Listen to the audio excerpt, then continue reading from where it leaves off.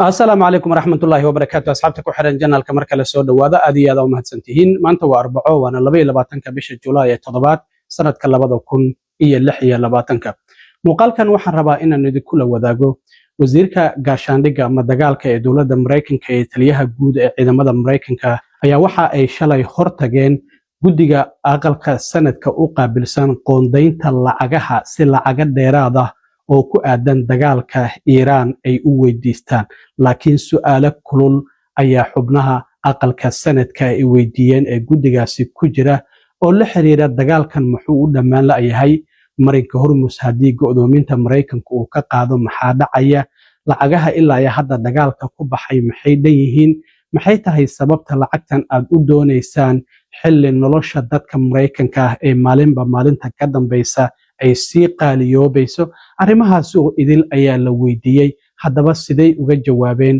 wasiirka dagaalka iyo taliyaha guud ee ciidamada Mareykanka waan idinla wadaagayaa lacagta hadda degdeg ah oo ay weydiisanayaanna maxay dhan tahayna sidoo kale waan idinla wadaagayaa duqa magaalada New York Zohran Mamdani ayaa waxa uu sheegay in ra'iisul wasaaraha Israa'iil uu yahay dambiye dagaal laakiin uusan lahayn awood uu ku xiro hadii New York uu yimaado isagoo dawladda federaalka ka codsaday in ay tallaabadaasi qaado madaxweyne Trumpna waxa uu yiri ma jirto qaab loo xiri karo Netanyahu arintaasina waan idinla wadaagayaa gudoomiyaha gobolka New Jersey ayaa 4 maalmood kadib markii madaxweyne Trump uu yiri in 178,000 oo qof oo sharci darro ah ayaa u diiwaan gashan qaar ka mid ah gobolada Mareykanka inay doorashooyinka codeeyaan waxa shalay gudoomiyaha gobolka New Jersey ay ku dhawaaqday in computer si qalad ah uu u diiwaan geliyay 6,600 oo qof oo aan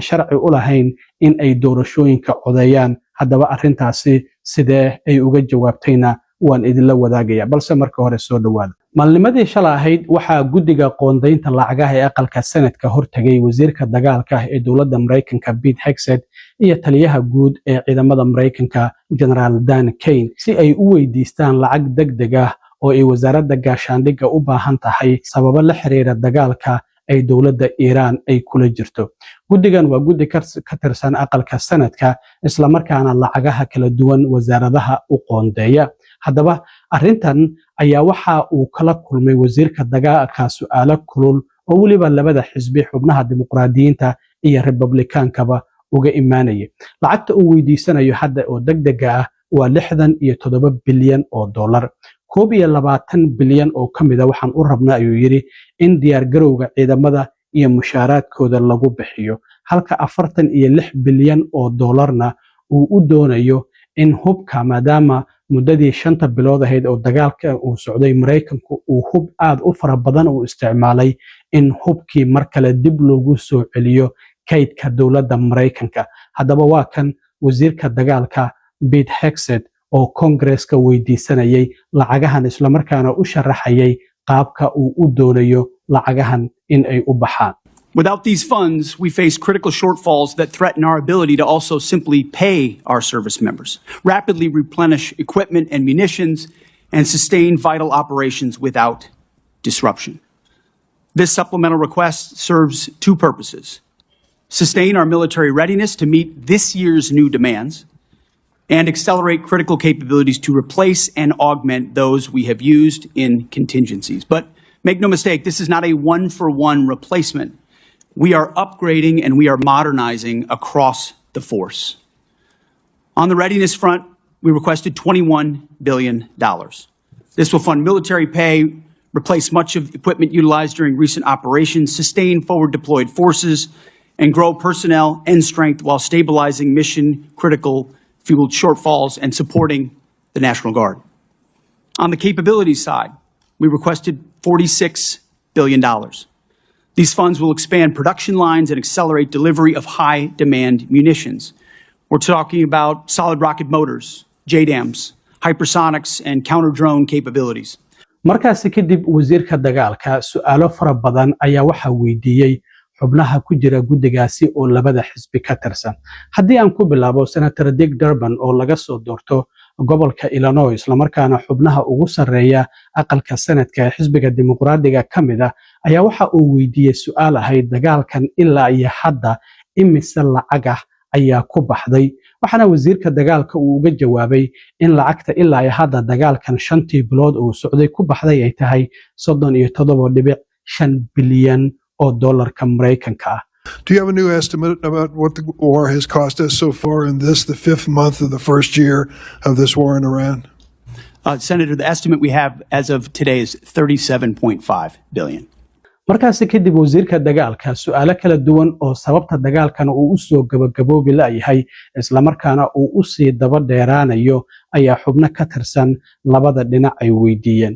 xildhibaanadan la yiraahdo Patty Murray oo laga soo doorto Washington State ayaa waxa ay weydiisay wasiirka dagaalka Pete Hegseth 8 Abriil ku dhawaad 3 bilood ka hor waxa aad tiri waxaan burburinay dhammaanba awoodii dowladda Iran ay lahayd haddii gantaalada ay ahaan lahayd haddii droniska ay ahaan lahayd laakiin waxa ay tiri maxay tahay sababta 3 bilood kadib ay gantaalo ugu soo tuurayaan maraakiibta maraysa marinka Hormuz iyo saldhigyada ciidamada Mareykanka ay ku leeyihiin bariga dhexe waxaana wasiirka dagaalka uga jawaabay arrintaasi waxa uu sheegay in ay wiiqeen awoodii dowladda Iran haddana meeshii ugu tabarta darnayd ay taagan tahay laakiin waxa uu yiri weli awood ayay u leeyihiin in ay gantaalo ama drones ay soo diraan maxaa yeelay ayuu yiri dhulka hoostiisa ayaa waxa ay ku leeyihiin kaydad fara badan oo inaguna inta badan aanan ogeyn marka waa kan su'aashii la weydiiyey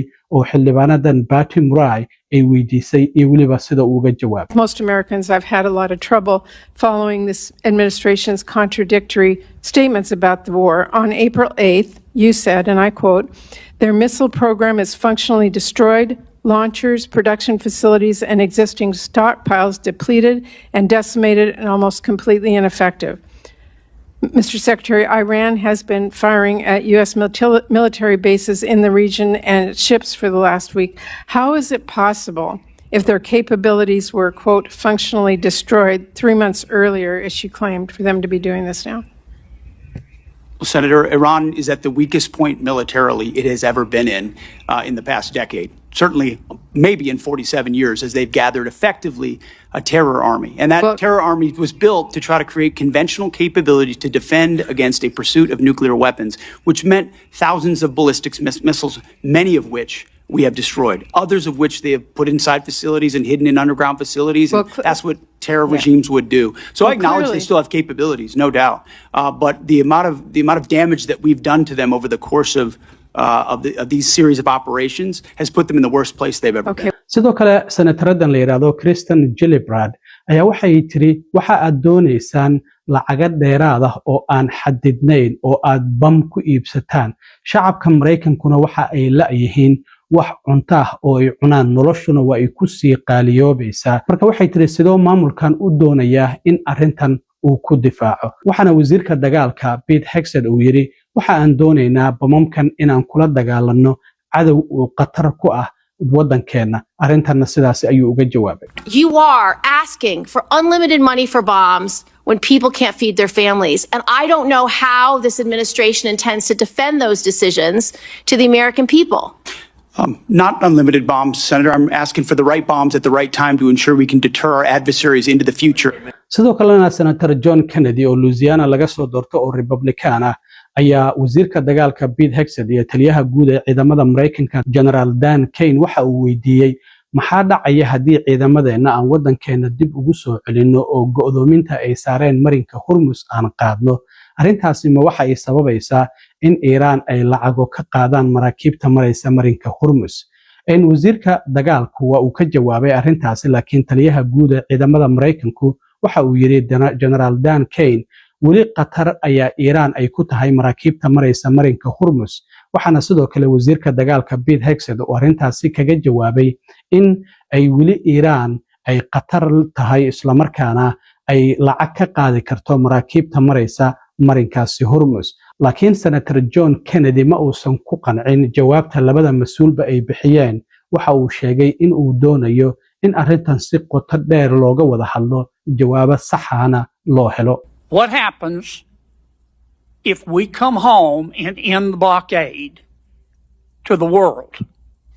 Sir, Iran has the potential to continue to be a threat, and we will need to prepare military Will they options toll to do the that. strait?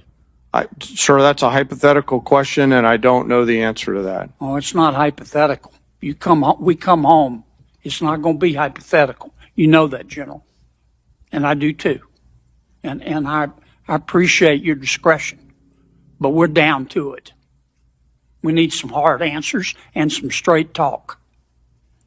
What'll happen, Pete?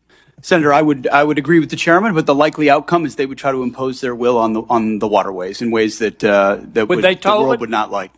Call it a toll, call it a fee, call it an exchange, call it control. They would do something that they would try to hold it at issue. ugu dambeyntii senator Gary Beatrice oo laga soo doorto gobolka Michigan ayaa waxa uu sheegay sababta dagaalkan uu u dhammaan la'yahay oo aad ugu guuleysan la'dihiin maxay tahay ayuu weydiiyay wasiirka dagaalka Pete Hegseth. wasiirku aad ayuu arintan uga carooday waxana uu sheegay senatorku markii uu su'aashan weydiinayay waxa uu yiri ciidamadu shaqadooda waa ay qabanayaan laakiin hoggaanka ay leeyihiin ayaa wax uu yahay mid guul dareystay oo adigu aad ugu horeysa ayuu yiri wasiirka dagaalkuna aad ayuu arintaasi uga carooday waxa uu yiri xisbiga dimuqraadiga ayaa arintan siyaasadeynaya oo fuliyaal ah isla markaana diidan in ciidamada Mareykanka ay maalgeliyaan si ay dagaalkan ugu guuleystaan laakiin senatorku arintaasi waa uu diido waxa uu yiri ciidamadu hawshooda waa ay qabanayaan laakiin hoggaan ayaan jirin istiraatiijiyad leh doonayana in dagaalkan istiraatiijiyadii uu ugu guuleysan lahaa gabi ahaanba aysan jirin waxana ay arinta guuldarradu ay ka imaanaysaa dhinaca hoggaanka ma ahan dhinaca ciidamada. I will tell you how I use the word failure because I use the word failure to their leaders. You, sir, are the failure, not the men and women who are on that front line, not the men and women who hold up their honor with distinction. But if there's a lack of a winning strategy, they're in harm's way. Their leaders have failed them. And that's what's happening. We have political leadership. You don't have a strategy. You don't have a long-term plan to actually win this war. Win the war. The men and women are going to be able to do it, but they need to have leadership. When will you show leadership? When will you show leadership? Why don't you show some leadership and stand up to your fellow Democrats who won't fund the troops, who stand and play partisan politics while you don't give us the money? You want to stand up here and talk about the troops? You won't show any political courage to actually fund our department because you have Trump derangement syndrome and can't actually commit to anything meaningful. So I put this on you, Senator. Secretary Hegseth, you have trillions, you have over $1 trillion. You're asking for $1.5 trillion.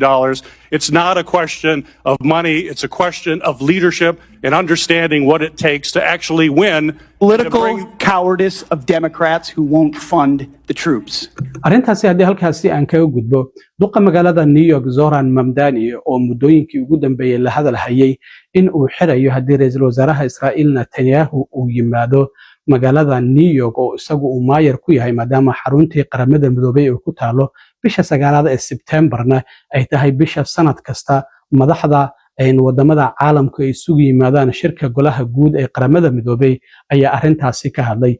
Zoran Mamdani waxa uu yiri Netanyahu waa dambiile dagaal kaasi oo dilay in ka badan 73,000 oo caruur iyo haween u badan iyo waliba kuwa hadda dhashay waxa uu na duqeeyay isbitaallo aad u fara badan oo uu burburiyay marka waxa uu xaqiijiyay intaasina waxay tahay sababta maxkamadda caalamiga ah ee dambiyada dagaalku ay waaran ugu soo jartay waxana uu sheegay in uusan awood u lahayn in uu fuliyo waarankaasi laakiin dawladda federaalka ayaa waxa uu ka codsaday in arintaasi ay sameyn karto isla markaana ay sameyso waxa uu yiri annagu hubkii shacabka Mareykanku aan bixinaynay ayaa waxa lagu baabi'inayaa dad shacaba isla markaana Netanyahu xasuuq ayuu geystay mana ku soo dhaweynayno magaalada New York haddii uu yimaado laakiin waxaan ku dadaalaynaa sidii cadaaladda loo marsiin lahaa isla markaana waarankaasi maxkamadda loo soo jaray loogu fulin lahaa walow isagu uu cadeeyay in uusan awood u lahayn in uu waarankaasi fuliyo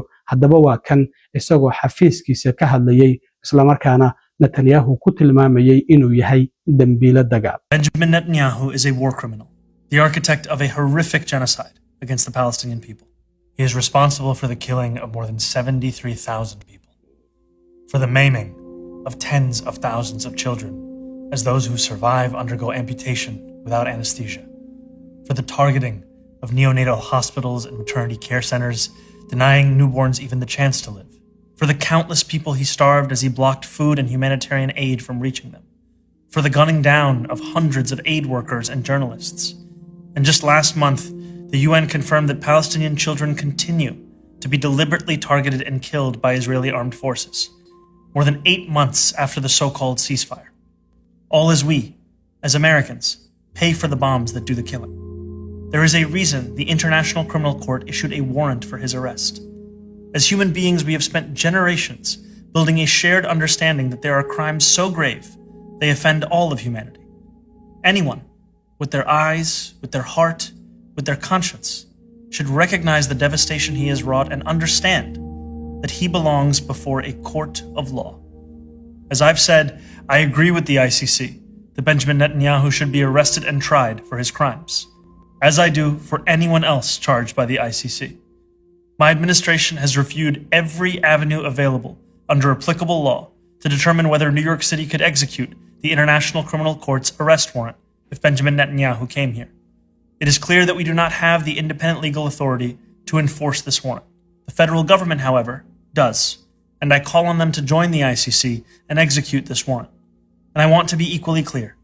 Benjamin Netanyahu is not welcome in New York City, nor is any other war criminal at large. laakiin madaxweyne Trump ayaa bartiisa True Socialka ku soo qoray qoraalkan oo dhahayo nooc kasta oo ay noqoto Mareykanka lagu maxirayo ra'iisul wasaaraha Israa'iil Benjamin Netanyahu.